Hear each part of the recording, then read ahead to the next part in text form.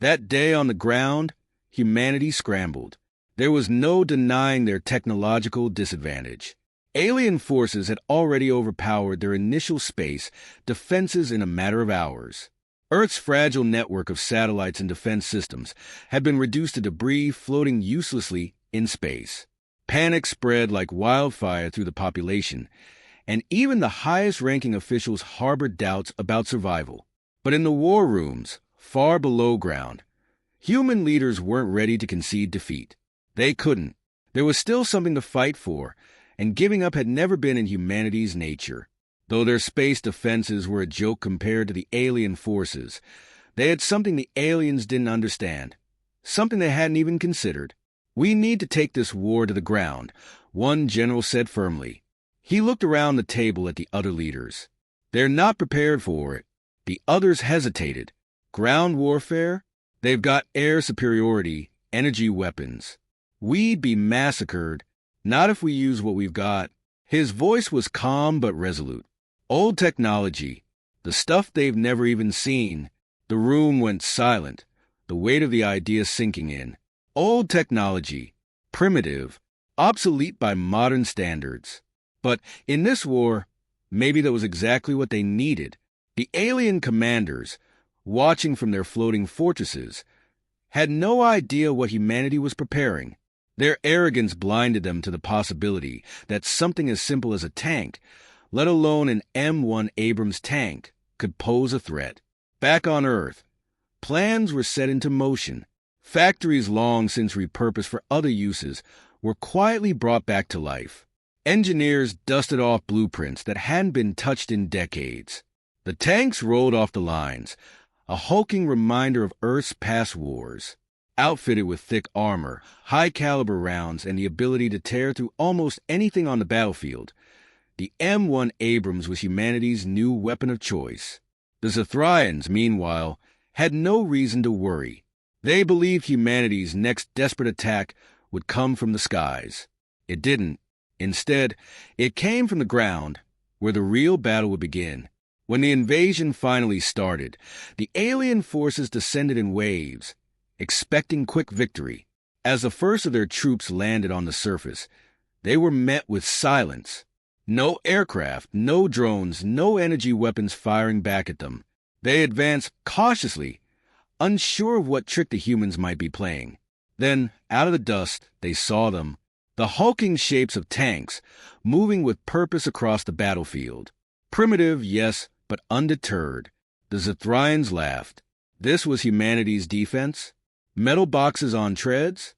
The first plasma shots were fired, but to their shock, the tanks kept coming. Their energy weapons, designed to disintegrate everything in their path, bounced off the heavy armor of the M1 Abrams.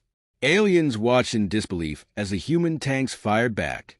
Unlike energy weapons, which could be deflected by advanced shields, the humans used kinetic rounds, pure, solid metal traveling at high velocity. The shields weren't built to stop that. One after another, alien units fell. Their sleek vehicles, so advanced in space and air combat, were torn apart by the brute force of Earth armor battalions. This wasn't a battle of technology anymore. It was a battle of strength, resilience, and the unyielding will of a species that refused to die. The decision to bring back the M1 Abrams tanks was met with skepticism at first. Why dig up relics of past wars when the future seemed to be in drones, cyber warfare, and space combat? But the logic was sound. The Zithrians had never experienced true ground warfare. Their entire military strategy was built on domination from orbit, superior air power, and overwhelming energy-based technology. They wouldn't expect something as archaic as a tank to be humanity's trump card. The tanks were a testament to human engineering, heavy, durable, and adaptable. They could withstand punishment that most modern vehicles couldn't even imagine. Their 120mm smoothbore cannon was more than just a weapon. It was a statement. The shells they fired weren't energy blasts that could be absorbed or deflected by the Zithrian shields. No, these were solid rounds of tungsten and depleted uranium, and once fired, nothing could stop them. They weren't fancy, but they were effective, very effective, For the Zethrians, everything about the tanks was baffling. In their minds, only primitive civilizations would use kinetic projectiles. Energy weapons were the pinnacle of warfare, or so they believed. Yet, when their ships descended to deploy ground troops and establish control, they found their sophisticated energy shields utterly useless against the raw force of these ancient human war machines. It wasn't just about the tanks being tough or firing powerful rounds. It was the very principle of kinetic force, something the aliens hadn't even factored into their defensive measures. The first real confrontation came on the plains outside a ruined city. Zethrian walkers, tall and spindly machines designed to hover and fire devastating plasma bursts, moved in to secure the area. Their pilots, confident in their superiority, barely registered the tanks on their sensors. To them, the Abrams was a fossil, a footnote in the history of a species they were about to obliterate. But that confidence was shattered within minutes. The first Abrams emerged from the smoke, its engine growling like a beast awakened from slumber. Alien plasma fire streaked toward it, and while the outer layers of the tank's armor heated and cracked, the Abrams continued its slow, relentless advance. The cannon rotated, targeting the nearest walker. The Zethrians didn't even realize what was happening until it was too late.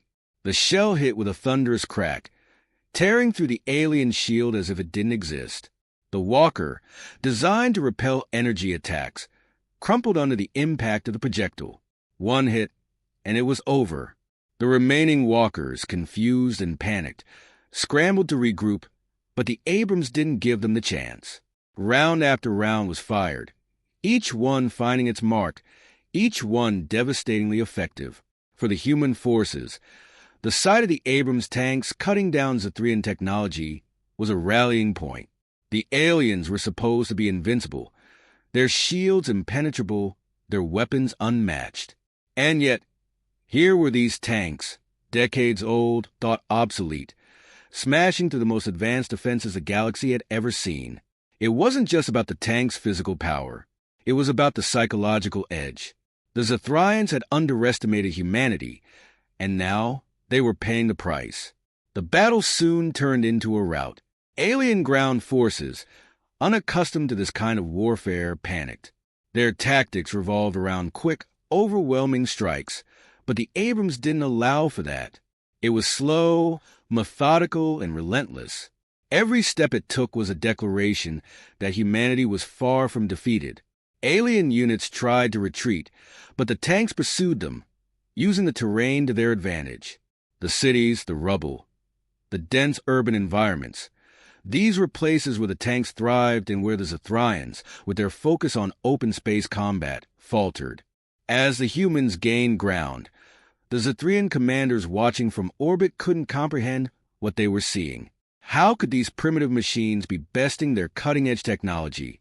How could the humans, with all their supposed backwardness, be driving their forces into retreat? The truth was simple. The Zethrians had no counter for human stubbornness. They had never faced an enemy that refused to fight on their terms. The tanks were just the beginning. They were the physical manifestation of humanity's refusal to bow down, their willingness to fight with whatever they had, and their ability to turn weaknesses into strengths. In the end, the M1 Abrams didn't just tear through the alien lines. It tore through the very notion of superiority the Zethrians had clung to. This war wouldn't be won with flashy technology or overwhelming force. It would be won with grit, strategy, and weapons forged in a time when humanity fought not for dominance, but for survival. With the momentum shifting, humanity made a bold decision. It was time to strike the Zethrians where they least expected it, on their own homeworld. While the Zethrians had been dismissive of Earth's defenses, the idea that humans could launch a successful offensive against their capital planet was inconceivable. That was their fatal flaw. They still underestimated humanity, believing their technological superiority made them untouchable. But this wasn't just about technology. It was about understanding the enemy. The Zethrians, for all their advancements, had grown complacent. They had never faced an opponent that fought as fiercely or as unpredictably as humans. They relied on their shields, their orbital strikes, their sophisticated energy weapons. In their arrogance, they had never prepared for the kind of warfare humans were now waging. The plan was audacious, almost insane, but that's why it worked. Using a combination of stealth technology and old-fashioned ingenuity, a fleet of human ships slipped through the outer defenses of the Zethrian home system. Instead of engaging in a full frontal assault, they deployed ground forces in key locations on the planet. Once again, the Zethrians didn't know what hit them. The tanks rolled onto the alien soil, their engines rumbling like a storm on the horizon. The terrain was unfamiliar, alien structures towering overhead, sleek and streamlined in the way only an advanced civilization could build. Yet, those towering cities were also their weakness. The Zethrians had designed their entire civilization around energy-based warfare, never anticipating that ground combat could pose a serious threat. Their cities were not fortified for siege. Their infrastructure was delicate, relying on systems that were vulnerable to the kind of brute force humans could unleash. As the tanks advanced, the Zethrians scrambled to respond. At first, they deployed their standard defense units, drones, flying attack ships, and energy weapon platforms, but the humans had learned from their encounters. They had adapted. While Zethrian energy weapons still posed a threat, they weren't suited for prolonged ground engagements, especially against such heavy armor. What the Zethrians failed to realize was that their greatest strength, energy technology, was also their greatest vulnerability. Their shields and weapons were optimized for space battles and aerial dominance, but on the ground, they struggled to cope with the sheer physicality of human warfare. Their energy shields, once thought impenetrable, flickered and failed under the relentless impact of human artillery. Every kinetic round fired by an Abrams tank sent shockwaves through the alien defenses. The buildings that once gleamed with the light of advanced technology crumbled under the assault, reduced to rubble by the unyielding advance of human forces. The Zethrians weren't just losing the battle. They were losing their sense of superiority. Their entire civilization had been built on the premise that no one could challenge them, that their technology made them invincible. But here they were, watching their cities burn, their advanced weaponry rendered ineffective by human machines that shouldn't have posed any threat. As human forces pushed deeper into the heart of Zethrian territory, the panic set in. Alien commanders who had once been smug and confident now scrambled for answers. How had it come to this?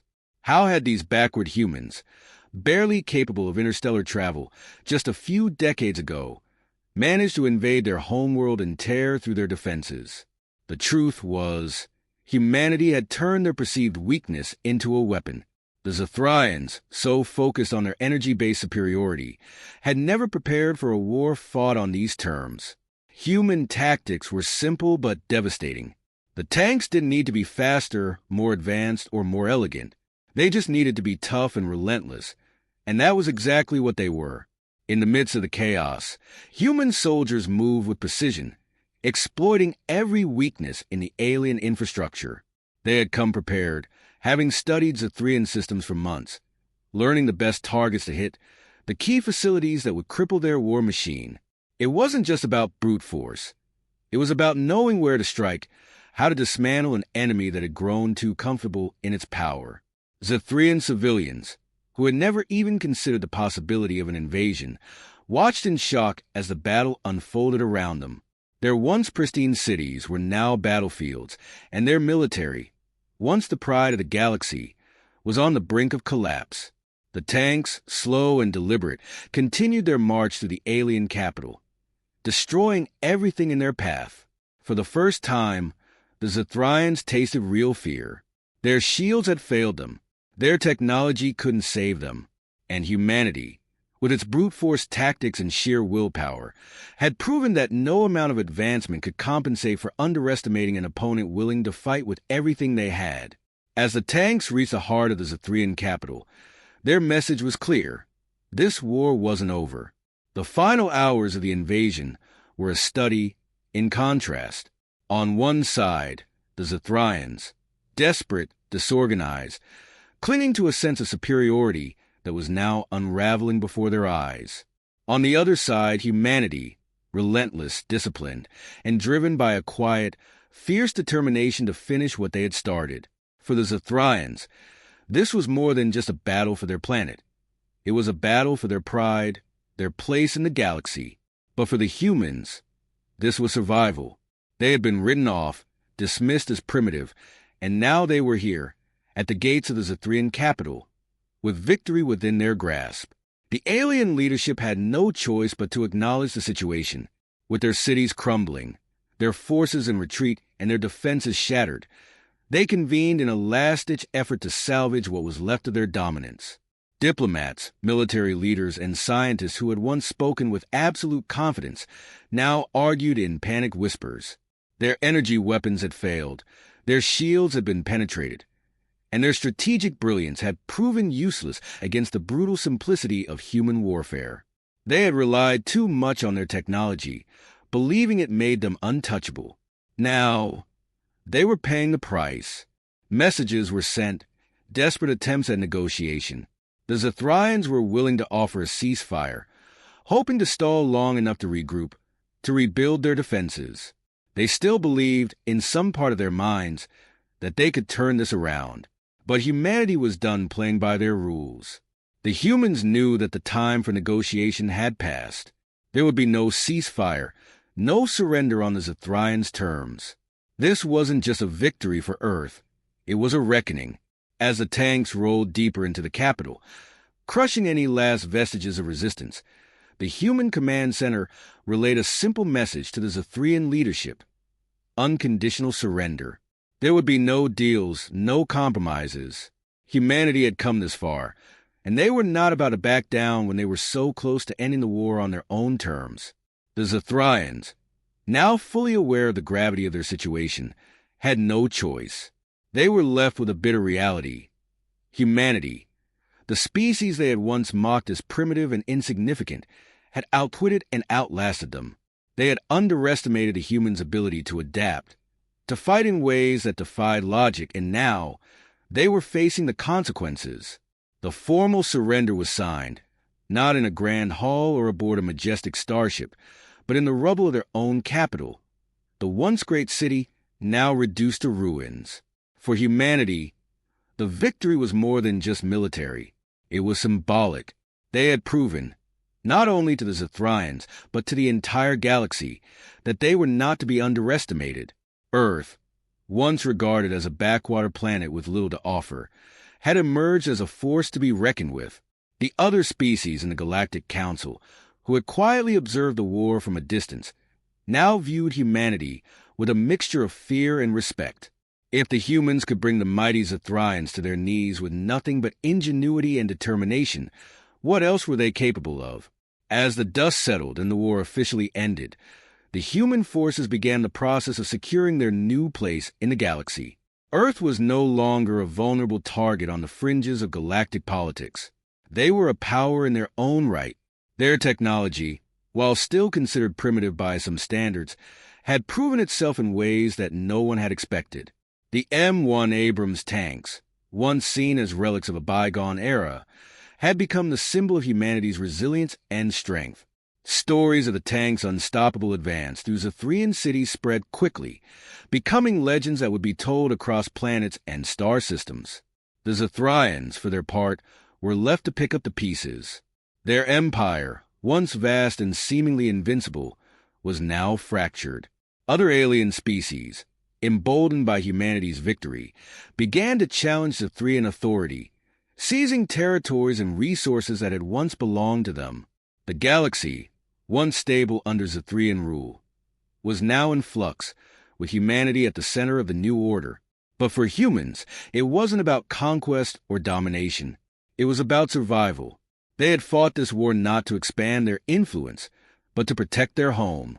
And now, with the war behind them, they could turn their attention to the future, a future where Earth was no longer isolated, no longer vulnerable, but a player on the galactic stage. The lessons learned in the war would shape humanity's path forward. Lessons about resilience, adaptability, and the importance of never underestimating an opponent. The M1 Abrams tanks, battle-worn and covered in the dust of alien soil, were brought back to Earth as heroes. They were more than just machines of war. They were a reminder of what humanity could achieve when pushed to the brink. A reminder that, in the end, it wasn't the most advanced technology that won the war. It was a human spirit. The refusal to give up, to adapt, to fight with everything they had, even when the odds seemed insurmountable. Victory was not just a matter of survival. It was a declaration. Humanity would never be the easy prey again.